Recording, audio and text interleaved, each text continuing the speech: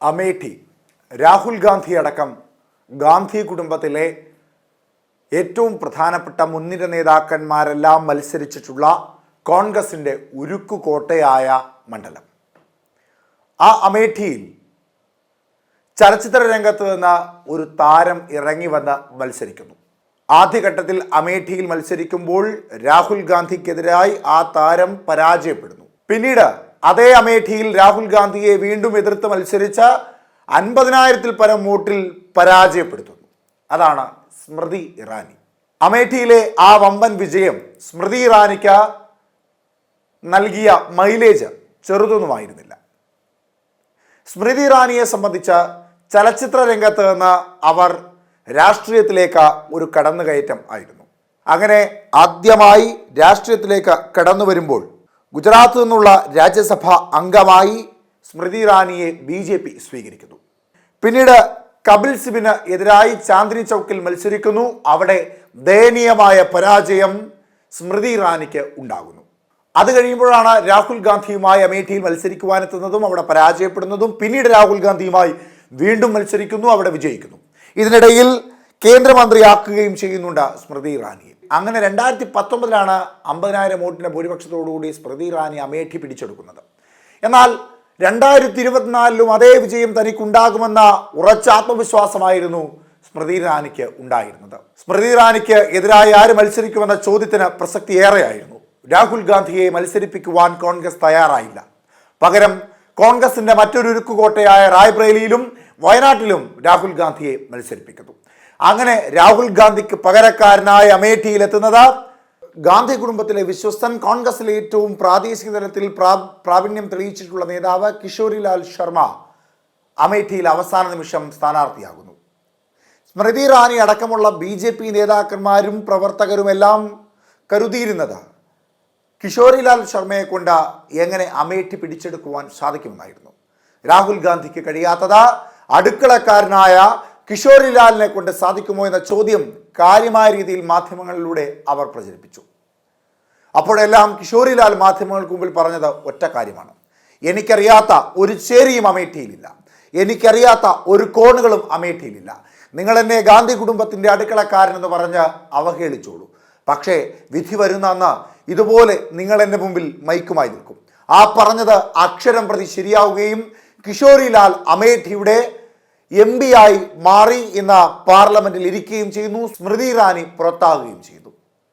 പിന്നീട് BJP അവരെ ഇരുകയും നീട്ടി സ്വീകരിക്കുമെന്ന് സ്മൃതി ഇറാനി വിചാരിക്കുന്നെങ്കിൽ പോലും കഴിഞ്ഞ കാലങ്ങളിൽ ലഭിച്ചതുപോലെയുള്ള സ്വീകാര്യത സ്മൃതി ഇറാനിക്ക് ലഭിക്കുന്നില്ല എന്ന് രാഷ്ട്രീയ നിരീക്ഷകരടക്കം ഒറ്റക്കെട്ടായി പറയുന്ന ഒരു രാഷ്ട്രീയ സാഹചര്യമാണ് നിലവിലുള്ളത്. അതിനുശേഷം രാഹുൽ ഗാന്ധിയോട് വലിയ എതിർപ്പും ഗാന്ധി കുടുംബത്തെ ആക്ഷേപിക്കുക അടക്കം നിരവധി പ്രസ്താവനകളൊക്കെ നടത്തിയിട്ടുള്ള സ്മൃതി ഇറാനിയെ സംബന്ധിച്ച് രാഹുൽ ഗാന്ധിയെ അംഗീകരിച്ചുകൊണ്ടുള്ള ചില വാക്കുകൾ സ്മൃതി ഇറാനിയുടെ ഭാഗത്തു നിന്നുണ്ടാകുന്നു. ഇനി രാഹുലിനെതിരെ ഒരു മത്സരത്തിന് താൻ തയ്യാറല്ല, രാഹുൽ പക്വതയുള്ള നേതാവാണെന്ന തരത്തിലേക്ക് പറഞ്ഞുകൊണ്ട് പല വാക്കുകളും സ്മൃതി ഇറാനിയുടെ ഭാഗത്തു നിന്നുണ്ടാകുന്നു. സ്വാഭാവികമായും ഇത് BJP നേതൃത്വത്തിന് ഒരു അകൽച്ച ഉണ്ടാക്കുവാനുള്ള പ്രധാന കാരണമായി മാറുകയും ചെയ്യുന്നു.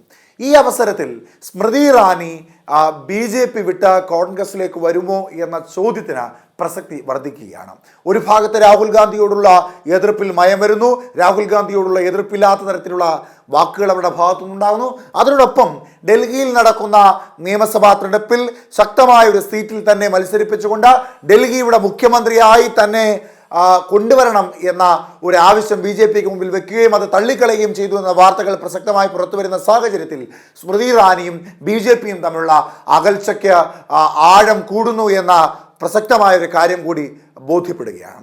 ഈ സാഹചര്യത്തിൽ സ്മൃതി ഇറാനി BJP വിട്ട് കോൺഗ്രസിലേക്ക് വരുന്നു എന്ന ഒരു സന്ദേശത്തിന് എന്ന ഒരു വാർത്തയുടെ പ്രസക്തി വർദ്ധിക്കുകയാണ്. കോൺഗ്രസിനോട് ആദരവ് കാണിക്കുന്നു, രാഹുൽ ഗാന്ധിയോട് മയപരമായി സംസാരിക്കുന്നു. ഇത്തരത്തിലുള്ള സ്മൃതി ഇറാനിയുടെ ചില പ്രവർത്തനങ്ങളാണ് ഇപ്പോൾ BJPക്ക് സ്മൃതി ഇറാനിയോട് ഒരു അകൽച്ച ഉണ്ടാകുവാനുള്ള പ്രധാന കാരണമെന്ന് കൂടിയാണ് രാഷ്ട്രീയ നിരീക്ഷകർ പറയുന്നത്. എന്തായാലും അമേഠിയിലെ പരാജയത്തെ തുടർന്ന് സ്മൃതി ഇറാനി ഇപ്പോൾ ചെറിയ അങ്കലാപ്പിൽ തന്നെയാണ്. കഴിഞ്ഞ കാലങ്ങളിൽ ഉണ്ടായിരുന്ന ഒരു പരിഗണന അവർക്ക് ലഭിക്കുന്നില്ല. അവരെ കേന്ദ്രമന്ത്രിയാക്കുന്ന അല്ലെങ്കിൽ കേന്ദ്രമന്ത്രിയാക്കിയതടക്കം ചാന്ദിനി ചൗക്കിലും അമേഠിയിലും ഒക്കെ മത്സരിക്കുവാൻ ഇടം നൽകിയതടക്കമുള്ള തരത്തിലുള്ള പരിഗണന ഇപ്പോൾ സ്മൃതി ഇറാനിക്ക് BJP-യിൽ നിന്ന് ലഭിക്കാത്ത സാഹചര്യത്തിൽ, ഡൽഹിയിൽ തന്നെ മത്സരിപ്പിക്കണമെന്ന് ആവശ്യപ്പെട്ടിട്ടും അത് അംഗീകരിക്കാത്ത സാഹചര്യത്തിൽ രാഹുൽ ഗാന്ധിയോടും കോൺഗ്രസിനോടും ഒക്കെയുള്ള പഴയ ആ വാക്കും പ്രവൃത്തിയും ആരോപണങ്ങളും എല്ലാം മാറ്റിവെച്ചുകൊണ്ട് സ്മൃതി ഇറാനി നയപരമായൊരു നിലപാട് സ്വീകരിക്കുന്ന സാഹചര്യത്തിൽ BJP-യിൽ നിന്ന് കോൺഗ്രസിലേക്ക് സ്മൃതി ഇറാനി വരാനുള്ള സാധ്യതയെ തള്ളിക്കളയുവാൻ സാധിക്കുന്നതേയല്ല. എന്നാൽ കോൺഗ്രസ് സ്മൃതി ഇറാനിയെ സ്വീകരിക്കുമോ എന്ന ചോദ്യത്തിന് മറ്റൊരു പ്രസക്തി കൂടിയുണ്ട്.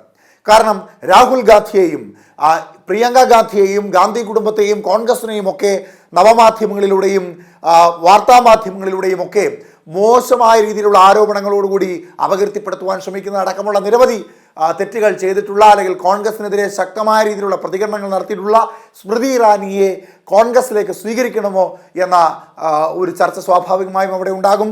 അങ്ങനെ വരുമ്പോൾ സ്മൃതി ഇറാനിക്ക് കോൺഗ്രസിലേക്ക് പ്രവേശിക്കുവാൻ കഴിയാത്ത ഒരു സാഹചര്യം ഉണ്ടാകാനുള്ള സാധ്യതയും ഏറെയാണ്. നിലവിലത്തെ സാഹചര്യത്തിൽ സ്മൃതി ഇറാനി എന്തായാലും ഒരു അടുപ്പം കോൺഗ്രസിനോട് കാട്ടുന്നുണ്ട്. രാഹുൽ ഗാന്ധിയോട് ഉള്ള ആ രൂക്ഷമായ ഭാഷയും രീതിയും ഒക്കെ മാറിയിട്ടുണ്ട്. അത് കോൺഗ്രസിലേക്ക് അടുക്കുന്നതിനുള്ള സൂചനയായി കണക്കാക്കുമ്പോൾ പോലും കോൺഗ്രസിൻ്റെ സ്മൃതി ഇറാനിയോടുള്ള പ്രതികരണം എങ്ങനെയായിരിക്കും എന്നുള്ളത് വരും ദിവസങ്ങളിലെ അറിയുവാൻ സാധിക്കുകയുള്ളൂ.